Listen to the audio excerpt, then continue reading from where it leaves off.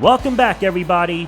The offensive line is the theme of this episode, and we haven't protected Tua well enough in the last few games. If he gets hurt, we can kiss the playoffs goodbye, because I don't trust either Zach Wilson or Quinn Ewers to get us there. And things will not be easier as we head out to Cleveland. Myles Garrett is going to be a threat off the edge, but he has only registered 2.5 sacks to begin the season. But maybe we can apply some pressure against their rookie in Shedeur Sanders. His debut came at a loss to Pittsburgh, where he threw a touchdown and an interception. And with the trade deadline looming, this episode is going to give us an idea of whether we will be buyers or sellers going into Week 9. Tua, as mentioned, needs to be protected today, so a run with Ollie Gordon is a good start. But down goes Tyreek Hill holding his ankle. We got word that he is out for the rest of this game.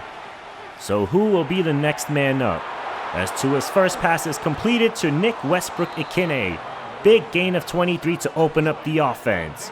We should see a variety of pass catchers today, but we still have a ground game as Jalen Wright will move the chains.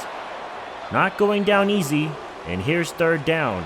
It's A-Chain, but he gets upended and this will finish with a field goal. We've struggled to find the end zone in the last 6 quarters. And here's our first look at Shedeur Sanders. He's going long and connecting with Jerry Jeudy. Kader Kohou continues to be outmatched on the outside. And if we're sellers at the deadline, he may be the first to go. As Sanders finds a wide open man in the end zone. Touchdown Cedric Tillman, and that was an impressive drive by the rookie from Colorado. But our offense had a much better drive the next go-around, and even converting a 4th down. Ollie Gordon is becoming more dependable on those short yardage situations, as Tua fires a dart, and that is connected with Julian Hill. No Darren Waller today, so we are going deep diving in the depth chart. At the 1, as Tua finds the open man, and the scoreless streak will end. Nick Westbrook-Ikhine playing a big role with the absence of Tyreek Hill. And it's a 9-7 game after a missed kick by Jason Sanders. And now this Sanders holds the ball too long, and it's Chop Robinson taking him down. Robinson has been picking up steam in the last couple of games, as Shedeur will find his man, and they are going to get it all back. He's now over 100 on the game. But the defense can hold them here on 3rd down. Ball is out quickly, and this catch is made by Harold Fannin. He's in for the injured David Njoku, and the Browns are putting up quite a fight. Going back and forth with us, and the Dolphins are now in 2-minute drill mode, as Tua is dropped in the backfield. Michael Hall beats Savanaia, and we're hoping that this isn't the identity of the rest of this game. As Tua is going deep outside the numbers, and Achane will bring it in. But he's feeling a lot of discomfort, and it's never a good sign as he goes back to the locker room with the trainer. We'll check on it later because the Dolphins can find another 6, but Waddle drops the ball. Tagovailoa couldn't have delivered a better ball to him, but we have some slippery fins. And we'll go into the second half with a 12-10 lead. And here's the pressure, getting home in the backfield.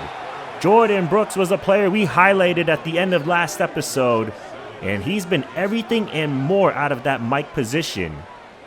Our offense has done well moving the ball today, but it's a matter of crossing the finish line. But Tua's in trouble, and there's Myles Garrett. We couldn't avoid him all game, and we continue to survive on field goals.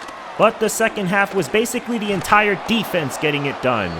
Jalen Phillips adds another to his impressive season, and we have our shot to putting the dagger on this one. But Tagovailoa just couldn't buy much time when we're inside the Browns' territory. Myles Garrett was on another mode, and it just made our quarterback frantic even in one-on-one situations. Browns only down 8 at this point. Their offense has been stagnant since the first quarter. And Shedeur Sanders will show off his speed, and he's going to awkwardly slide to get them inside the 30.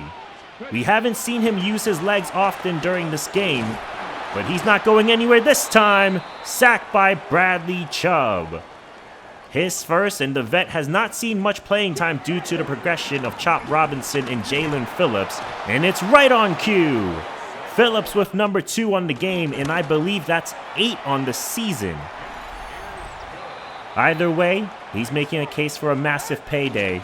Cleveland cuts it to a 5-point game, and Tua's gonna throw on the run, and there's a perfect ball to Waddle.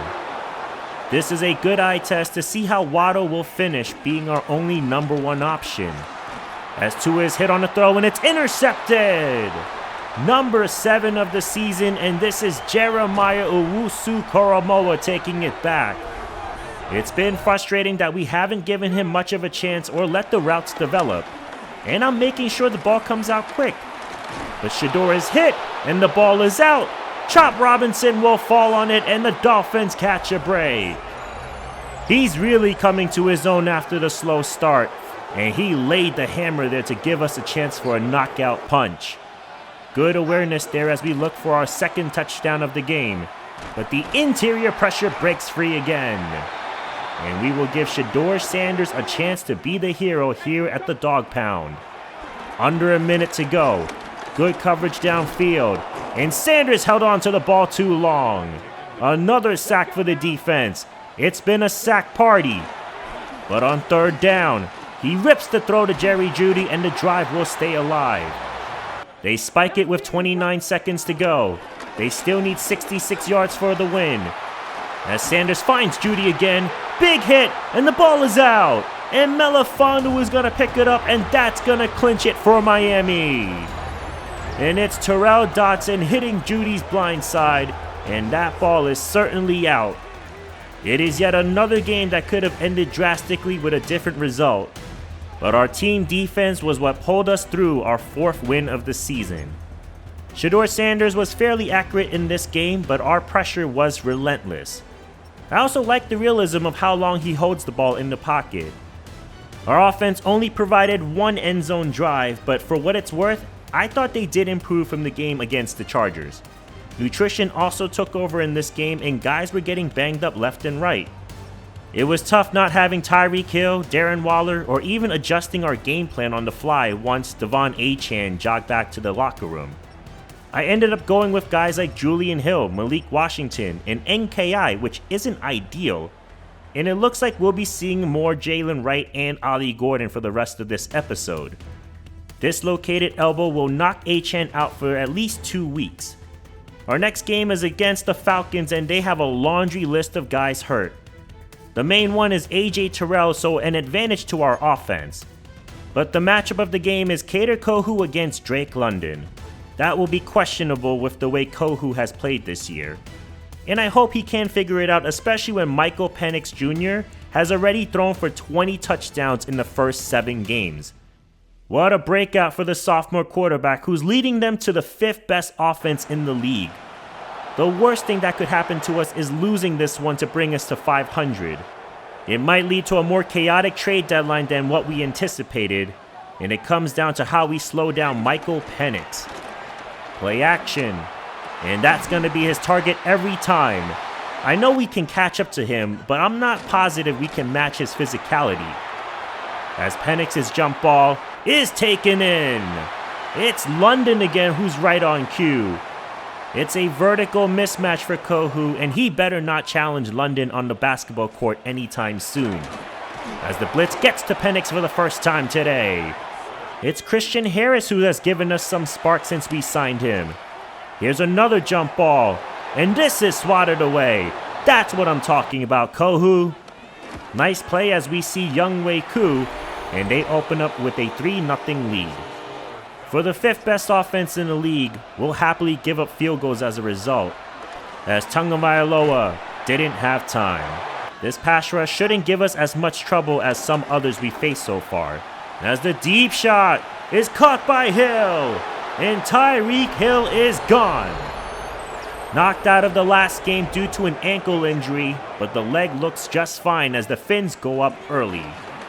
As Penix gets taken down by the rookie Jordan Phillips. Lots of love for him as well as he continues to develop in our scheme. And down goes Penix again. What an episode for Chop Robinson. I believe he has 5 on the season now. As Jalen Wright has a ton of room. Watch out, he's got explosive speed, and he's taking us back into the red zone. I've been giving them crap, but this play doesn't happen without our offensive line. Nice play by Patrick Paul and Brewer to get out there. As the third down pass is too high for Waddle. Wouldn't have mattered, the pass was behind the sticks, and it's back to a touchdown game. Penix having a much better start to this next drive as Darnell Mooney speeds his way into Dolphins territory. Good protection, and he'll rock it over the middle, and what a throw! Touchdown, Drake London. It's yet another game Kader Kohou gets beat badly, and we'll jump into the second half.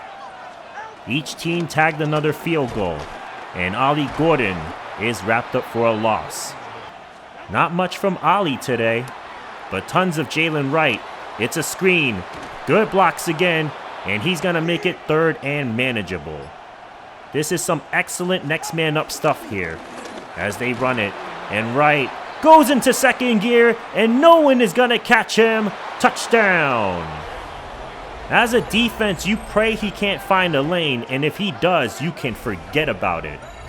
Man, I love our running back depth on this team.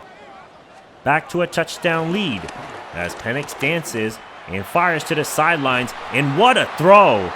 I thought he was throwing it away, but somehow he finds his man. Another bullet, and he'll face another third down situation. Needing 9 from their 23. They run a screen, and that's sniffed out. Nice piece of tackling by Jack Jones. His name might be heating up as we inch closer to the deadline. Falcons close the gap, and we'll see how this game will come to a close. 7:40 to play as Tua finds Hill coming across, and he's a couple of yards shy. But gutsy call here to go for it. It's right, and he gets popped by Caden Ellis, and they go back the other way. Under 6, Atlanta needs 6, and it's London again, shoving off a man, and he's got the first. If we become buyers, I think we gotta retool the secondary, as Tyler Algier will lose about 3. Nice play by Phillips. But this offense is top 5 for a reason, and we need to stop desperately. As Penix, this time we'll throw it away. He felt pressure on the strong side. No choice but to cut this to a 1-point game, and we'll trust our southpaw can close this out, and there's a beauty of a ball corralled by Waddle. We'll take it to the 2-minute mark, and Ollie Gordon will power his way up the middle. Timeout Atlanta. Nothing crazy here, just keep the clock on our side and finish this game.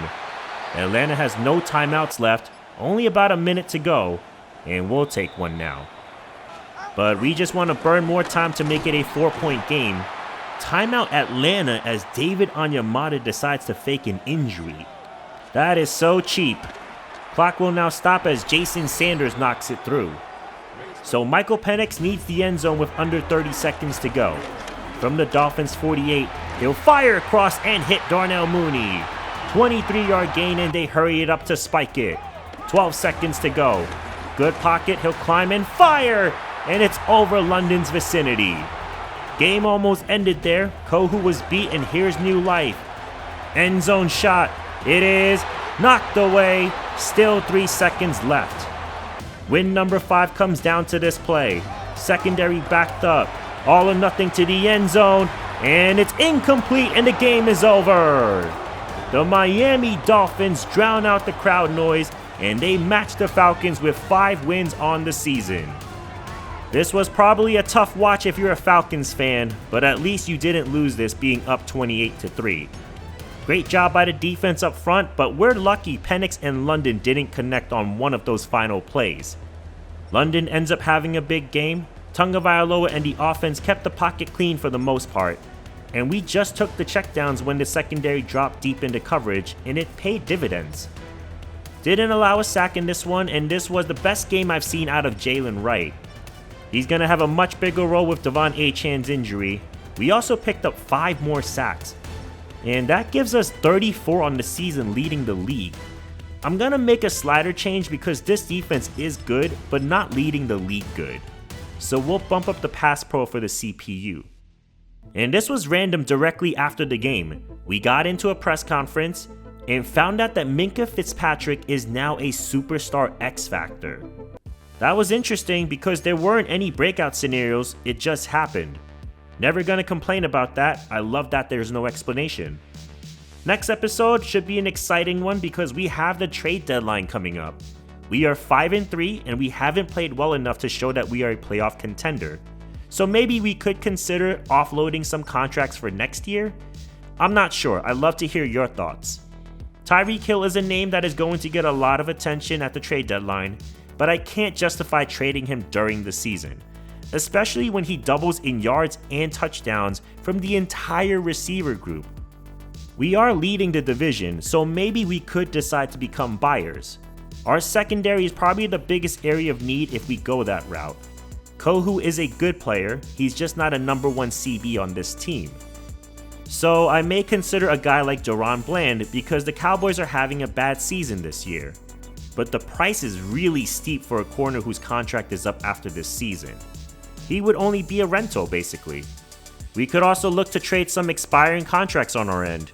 The possibilities are endless, which is why your thoughts and comments will be critical to my decision making. So leave them below. Next game is another Thursday night game and we take on the Ravens. No words needed here, they have a great roster ready to contend, but it's a question of what ours will look like when we play them. We'll see next time. But thank you guys so much for watching, please like the video and subscribe to the channel, and I hope to see you next time. Have a great day, and I'm out.